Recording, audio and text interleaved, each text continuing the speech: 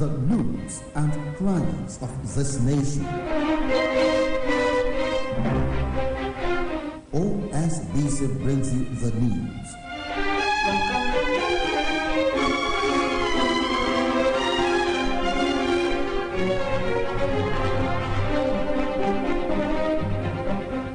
News across the country.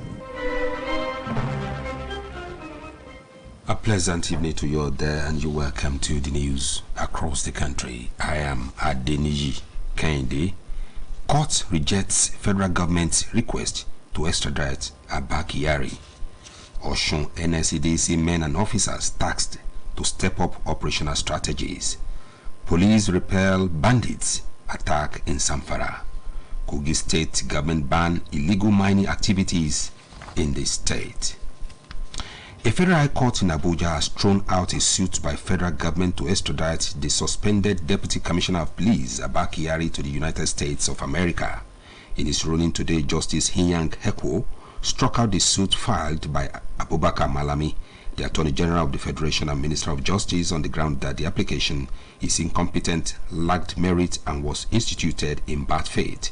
Justice Hekwo insisted that the current administration has no basis to file the extradition request, having commenced trial in a case filed against the embattled Deputy Commissioner of Police by the National Drug Law Enforcement Agency. The federal government filed the extradition charges against Kyari to pave way for his extradition to the U.S. to answer fraud allegations. Kyari is wanted in the United States over alleged conspiracy to commit wire fraud, money laundering, and identity theft. In April 2021, a grand jury filed an indictment against Kyari with the approval of the U.S. District Court for the Central District of California, after which a warrant was issued for his arrest. Also in July 2021, the Federal Bureau of Investigation indicted Kyari in a $1.1 million fraud involving an Instagram celebrity, Ospopi.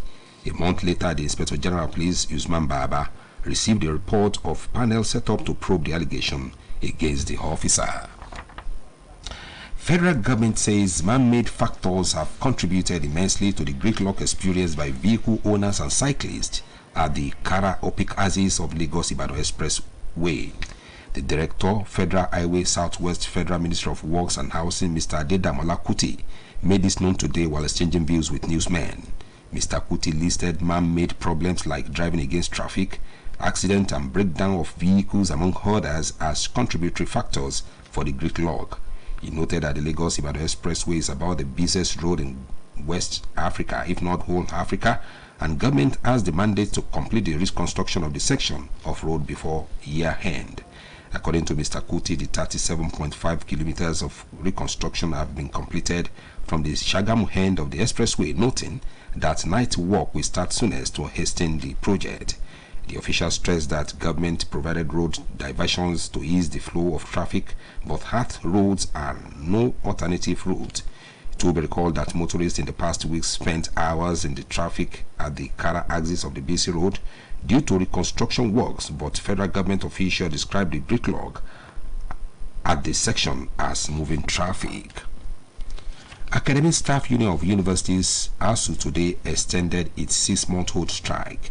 A member of the union who pleaded anonymity confirmed the development to newsmen in Abuja following a National Executive Council NEC meeting of the striking varsity teachers at the University of Abuja.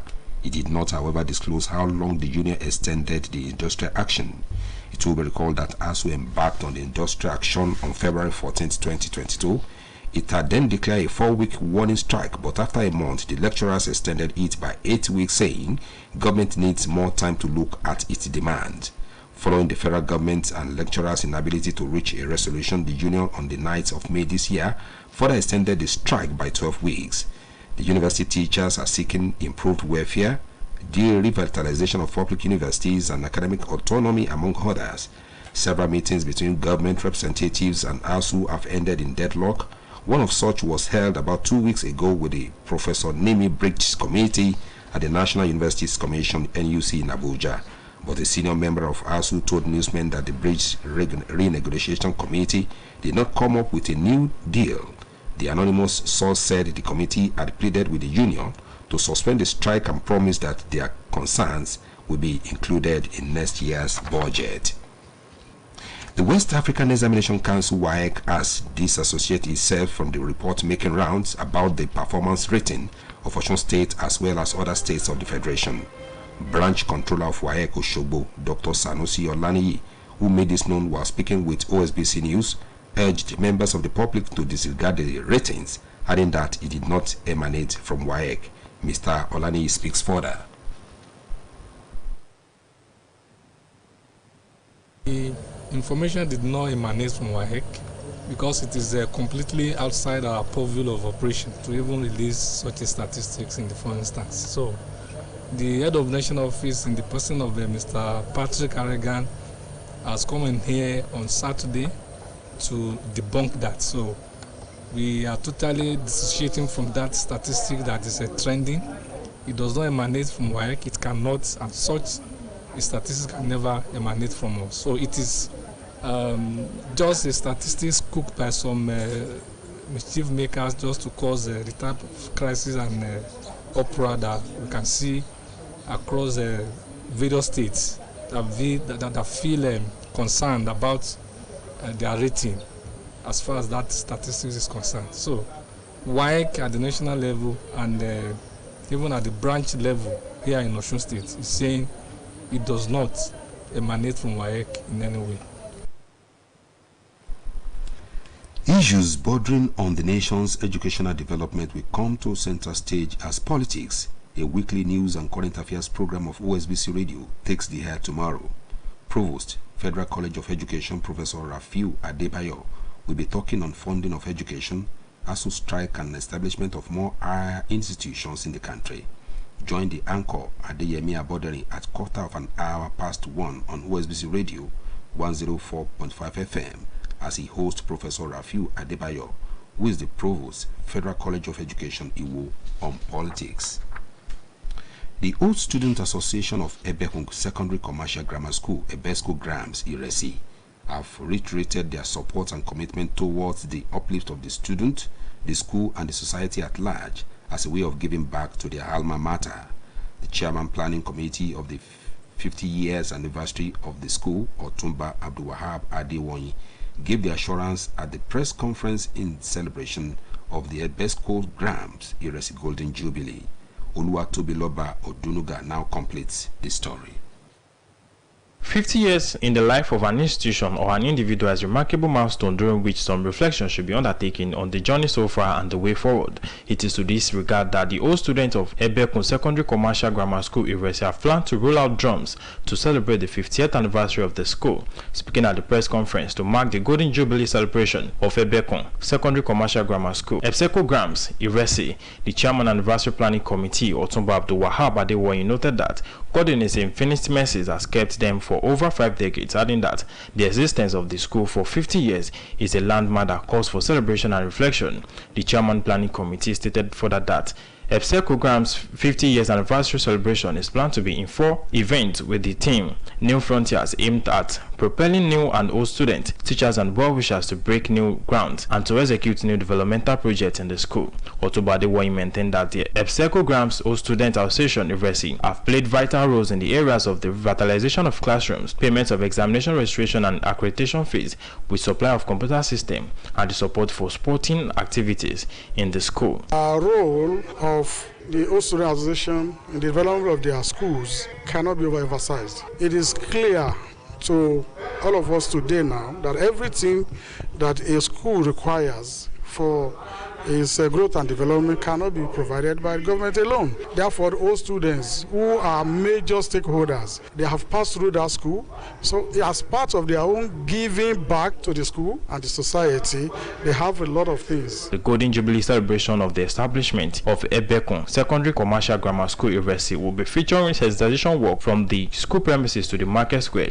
After that, the old students will be joining the congregation at the Central Mosque in Iresi, after which the old students will be paying a courtesy visit to the palace of Oluresi of Iresi, where the Kabiyesi is expected to shower royal blessings on the school, old students and current students. The Osun State Governor, Mr. Adegboyega Oyetola, is expected to be the special guest of honor along other top government functionaries, while the Oluresi of Iresi, Obasikiru Ibiloye Odomiran II, will be the royal host among others at the grand finale with a public lecture titled Remembering the Past, Celebrating the Present and Inspiring the Future, while the final Thanksgiving of Ebseko Grams Iresi 50 years anniversary celebration will be coming up at the First Baptist Church, Iresi. Oluwa Tobiloba Odunuga reporting for OSBC News. This is the news across the country, coming to you from Osun State Broadcasting Corporation. Ileawiye Okebale Oshubu, Voice of the West. Now a news message. Peace and tranquility are essentials of stability. Let's embrace peace at all times. The development of the media in Osun State is synonymous with the creation of the state 31 years ago. In this special anniversary report, Oluchi Amuda takes a look at the role of the media in the development of the state. Our report. The importance of the media in the development of any nation can never be overemphasized. The media greatly influences society, informs people about what is happening in their environment and beyond, helps in setting agenda for public discourse, molding of opinion, and make government accountable to the people, among other important functions. After the creation of Osun State in 1991 from the old Oyo State, the need for a media organization that will serve as the window through which the state government relays its policies and programs to the people arose. Hence, the Osun State Broadcasting Corporation (OSBC) came into existence with the staff drawn from the Broadcasting Corporation of Oyo State (BCOS). The corporation was envisioned to be the regional voice of the southwest zone of Nigeria, with the mission of creating, developing, and transmitting unparalleled quality informative, educative, and entertaining value-added programs. The radio channel of OSBC 89.5 FM Orisun, situated at Oketase in Ile-Ife, came on air on the 25th of November 1991. On the 27th of August 1992, the television arm of OSBC, Channel 22 UHF, situated in Ibokun, came on air. Shortly after that, the radio channel 104.5 FM, Ileawiye Okebale Oshubu, as well as its television arm, Channel 32 UHF, also came into existence. And the aforementioned Osun radio and television services have performed wonderfully well in the areas of information dissemination.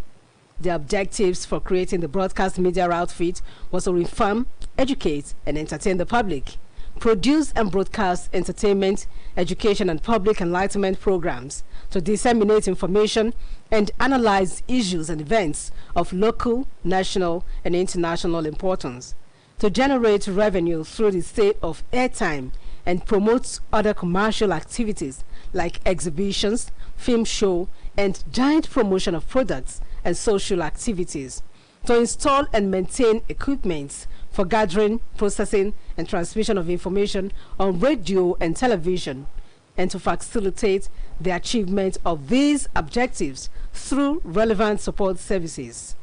Today, through the use of technology, OSBC radio and television stations transmit information to diverse audience in different parts of the world through its social media platforms on Facebook, Twitter, and YouTube channels. Several years down the line, Osun State has witnessed the emergence of other private broadcast media organizations, most especially the radio, that have remained consistent in the dissemination of information to the public. Similarly, the print media is also growing in leaps and bounds, as virtually all the newspaper outfits in Nigeria have their correspondents in Osun State.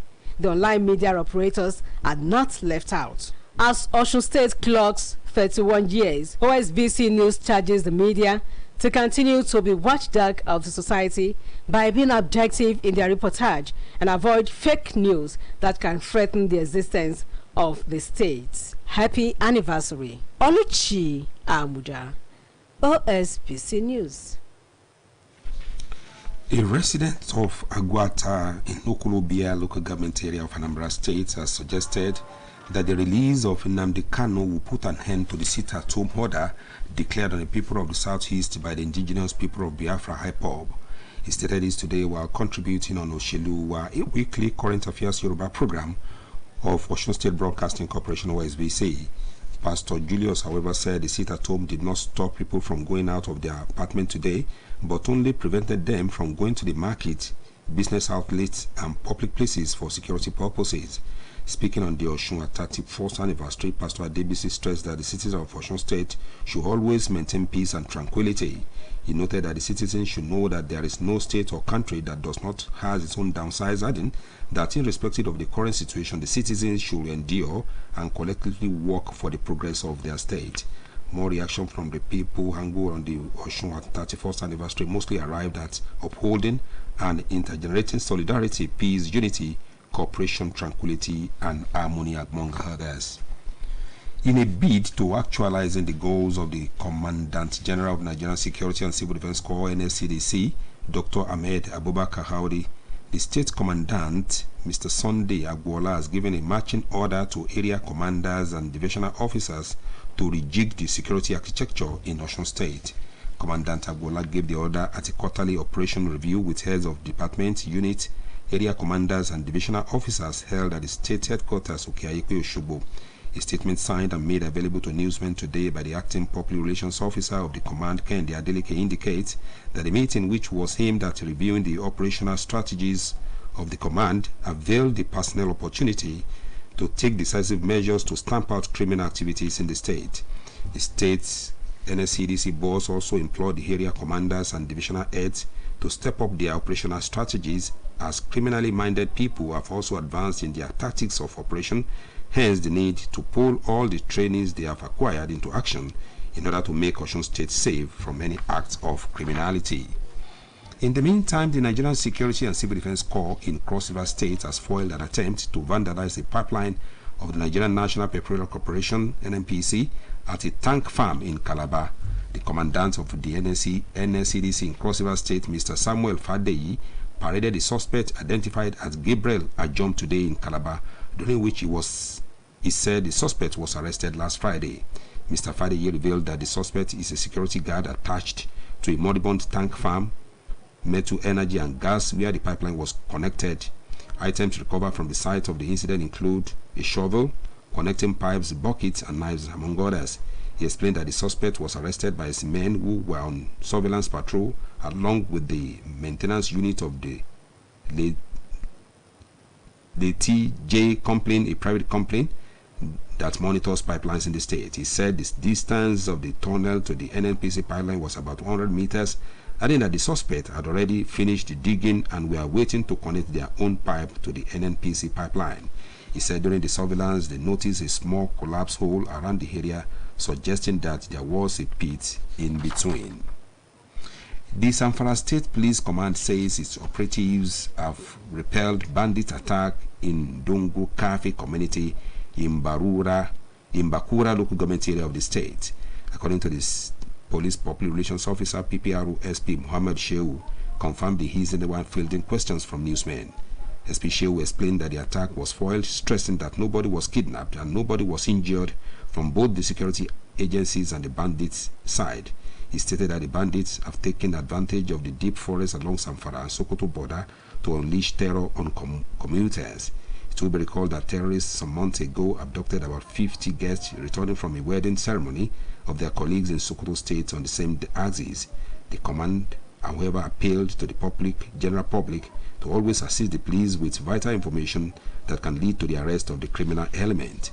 SP Shehu assured that any useful information given to the police or sister security agencies will be treated in confidence. There was tension early today at the Kuje Correctional Center as inmates protested against the death of their colleague. It was gathered that the uproar was triggered by the sudden death of an inmate of the correctional center who was allegedly not given prompt medical attention. Information has it that some inmates also attempted to escape from the prison facility amidst tension, but were prevented by the men of the center. Officials of the prison confirmed the death of the inmates to newsmen. The man in question has been sick for the past weeks, but the situation deteriorated last night, and the officers at the correctional center refused to attend to him until he gave up the ghost early this morning. Kogi State Government, through the Ministry of Solid Minerals and Natural Resources, has directed total stoppage of illegal mining in the state. The directive was sequel to the death of two persons, Messrs. Amodu and Atta, who engaged in an illegal mining after the site collapsed on them at Ika Ubunyaga in Akwa local government area of the state. A statement by the Kogi State Commissioner for Solid Minerals and Natural Resources, Engineer Bashiru Gegu, indicates that all legal operators should forthwith register with the Ministry of Solid Minerals and Natural Resources to enhance peace and criminal-free operations. Government expressed concern over the activities of some unknown operators in mining sites and advised them to register with the Ministry of Solid Minerals and Natural Resources to ascertain the genuine miners. The statement said failure to adhere to the directive, the state government will close down the erring mining operators and sites. Kogi State Commandant of the Nigerian Security and Civil Defense Corps, Mr. Onyiloye, stressed that an investigation had begun to ascertain the original owner of the site. The final funeral service in honor of late Elder Gbadebo Olaitan commences tomorrow with service of songs and Christian wake at his residence, Aduke Lodge, Odoeja area, Federal Polytechnic, Ede Road, Ede in the evening. A release by the family indicates that line in state and commendation service we hold on Wednesday at NUJ Press Center, Oshogbo Ibadan Road, and later at his residence, Odoeja area, Federal Polytechnic Road, Ede in the morning. According to the statement, funeral service will also hold on Wednesday at Aduke Lodge, Seventh-day Adventist Church, Ede in the morning. Interment follows shortly after the church service at his residence, Odoeja area Ede, while entertainment of guests is billed for Adventist High School, all New Ede. Elder Gbadebo Olaitan, a veteran journalist, died at the age of 79 during a brief illness. The national men's basketball team, the Tigers, walks the tightrope to qualifying for the FIBA Basketball World Cup after a loss to Angola. Adeyemi Abordeni has more on Sports Update.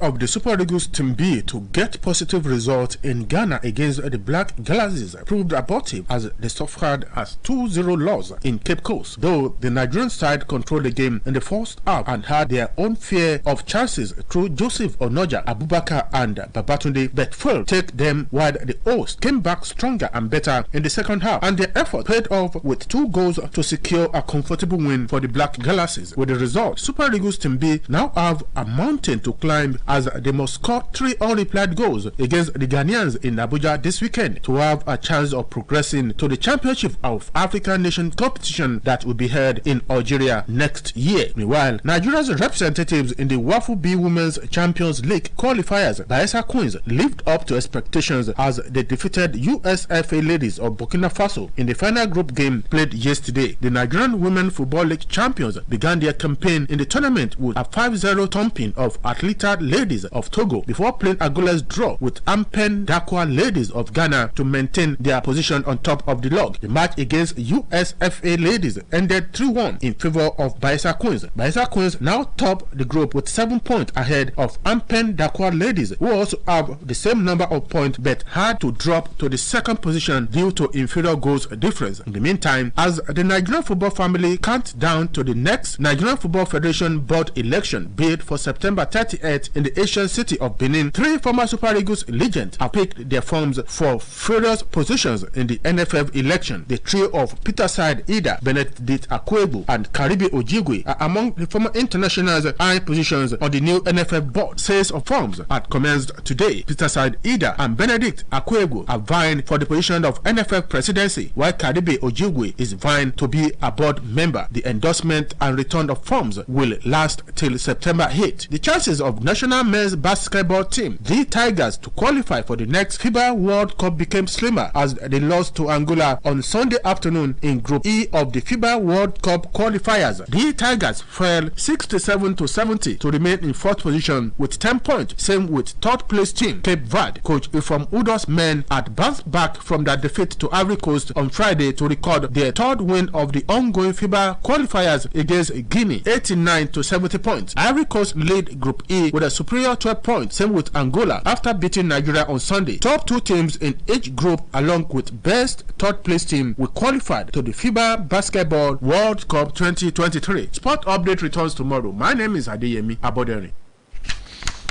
Now to hand the news on across the country, here again at a major point.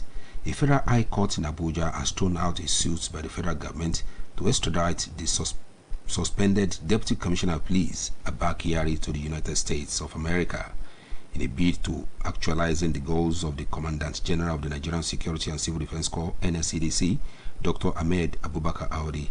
The state commandant, Sunday Agwola, has given a marching order to area commanders and divisional officers to rearrange the security architecture in Osun State. The Zamfara State Police Command has said that its operatives have repelled bandit attack in Dongo Cafe community in Bakura local government area of the state. Kogi State government, through the Ministry of Solid Minerals and Natural Resources, has directed total stoppage of illegal mining in the state. And that was the news across the country, delivered by Adeniji Kende. For more about us, you can visit www.osbcng.org. Thanks for listening. Good evening.